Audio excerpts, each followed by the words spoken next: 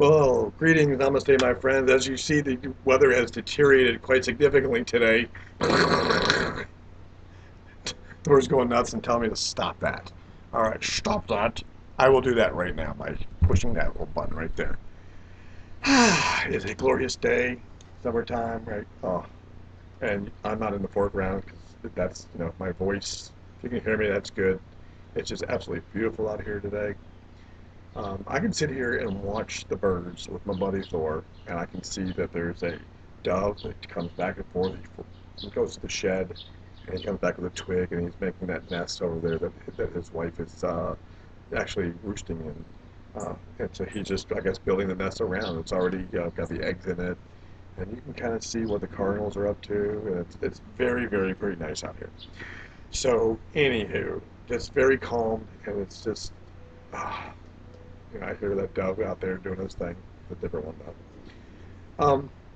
Yesterday video, which is really today because I'm doing two in a row. I confess yesterday, in the name of transparency, um, that we're talking about our clarity, and then we sort of segued into prosperity consciousness.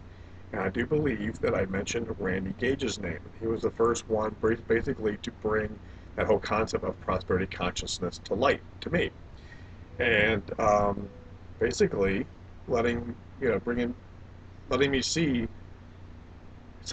into some of my own conditioning. Okay, and through upbringing, family, society, the media, like Hollywood, for example, has this formula. You know, um, that they just sort of create dogma about money. And like, just give a couple examples. One is the with Spider-Man, and I think I've only had anything near like an anxiety attack. But I was used to flying first class on U.S. Air with my mileage card, and one of the times where there wasn't room in the front or something like that, and I'm actually in the steerage as they called it. And being a big guy, I really like the space of the seats, right? So here I am in one of the skinny seats, and I'm watching Spider-Man. There's a unhappy customer in the next yard over there. But so in the Spider-Man show, there is this poor ant that is raising the Spider-Man character that is very reluctant to use his powers, and whether he's having an identity crisis, should he be the Spider-Man or not, whatever. But for his birthday, he is given $20 by his poor aunt, who happens to be her last $20. And right about then, I started getting sweaty, and I didn't realize till later that's probably what set it off. That and the constricted feeling of being in a chair 5 miles in the air in a tube, pressure locked. All that together, I think, was the perfect storm. But more than anything that set it off, it was that this guy, whoa, it was that this guy, this selfish Spider-Man guy, could have taken his skills and monetized the hell out of that, and at least hooked the aunt up that has raised him instead of taking her last damn $20. All right. So anyway, um, hey buddy, how you doing? He's hearing that little crybaby over there, and it's off to go help. Go help. Go lick the crybaby's head, and then she'll feel better. So meanwhile, uh, I see. I see. There we go. So now we're talking about prosperity consciousness. Another movie would be like Titanic. All the real cool people with souls and real people were way down below in steerage. There's that word again. And living it up and dancing and living the life and just real people and just love each other. They're great. Yay. And have some good drinks. And then up in the first class were the snobs and the deceitful people up to things, um, not too bright. All these, just crazy caricatures of wealthy people. And the list goes on and on. I didn't really realize that until I kind of saw that perspective. So I guess what this is getting at is that you have to go through a gauntlet of your own subconscious feelings of what are your feelings on money. And you deserve to get clear with that. I don't know if I mentioned Catherine Ponder's books before. I'll do my best to remember to put it on this video. Catherine Ponder. It's a great books for people who, if your faith has ever told you that it's easier to get a camel to walk through an eye of a needle than it is for a wealthy man to enter the gates of heaven or something like that. If you've ever been told that, which is one of the many misinterpreted notions which is, by the way that most of the great books are grossly misinterpreted, usually to fit an agenda of the misinterpreter. Okay, so that's a whole other video set. We'll get there, believe me. Put my whole soul out here before it's too long. A video a day. We're going to cover a lot of stuff this summer. So if you've ever been told that, you've got some strikes against you for attracting money because you've got a counter intention. Your intention is to make money, but you've got a counter intention that tells you what it's evil. So you see, you've got clash. You've got to get clear on what are your feelings about money. How do you do that? You ask. How do I do that? Oh, I'll tell you. You just basically visualize how would you feel. Let's say you're working with Empowerment Network with me, and you better, as long as you're doing what they say, and you're following a very simple system, and you're doing the 8 core commitments and doing a blog a day and doing what I'm doing, you too will be at $15,000 a month by the summer, and then possibly, which is my goal, by $100,000 a month by this time next year.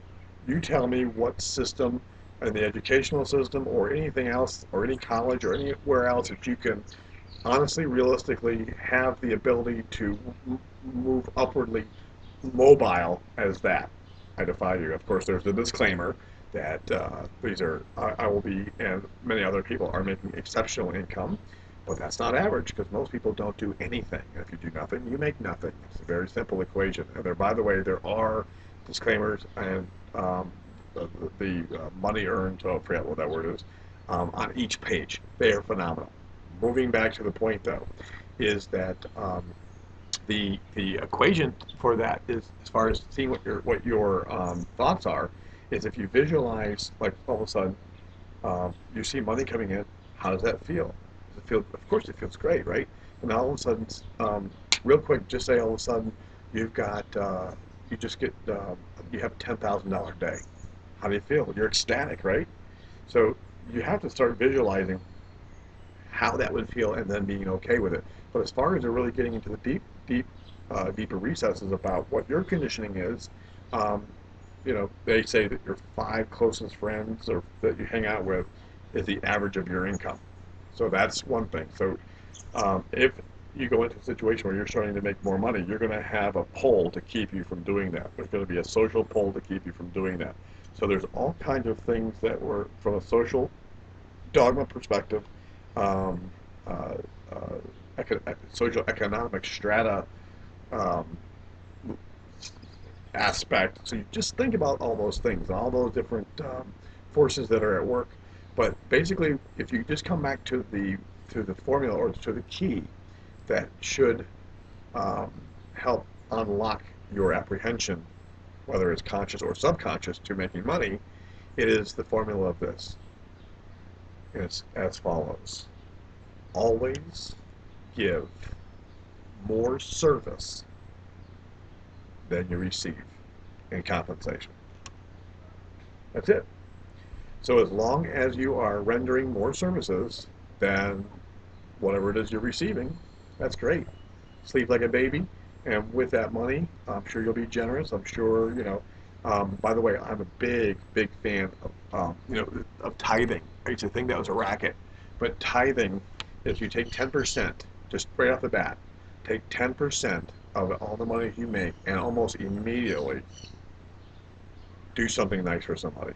Give it to somebody, and if you can do it anonymously, wow, you will grow so fast and you won't even believe it. But give 10% to somebody or somebody who's deserving, who just really, just would make all the difference. That would get. I'm not a big proponent of handouts per se. I'm a big proponent of a hand up, because if you don't want to enable somebody to never want to strive themselves at all, I do like to give somebody a hand up and help them, give them their start, help them start a business, or help them in between jobs, whatever the case may be. All right.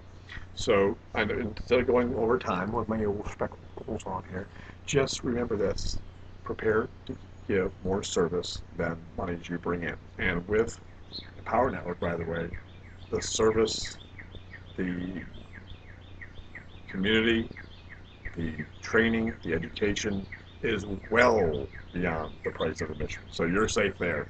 With that, I'm getting called by the robins and the other birds to go and do something else. Oh, See you later.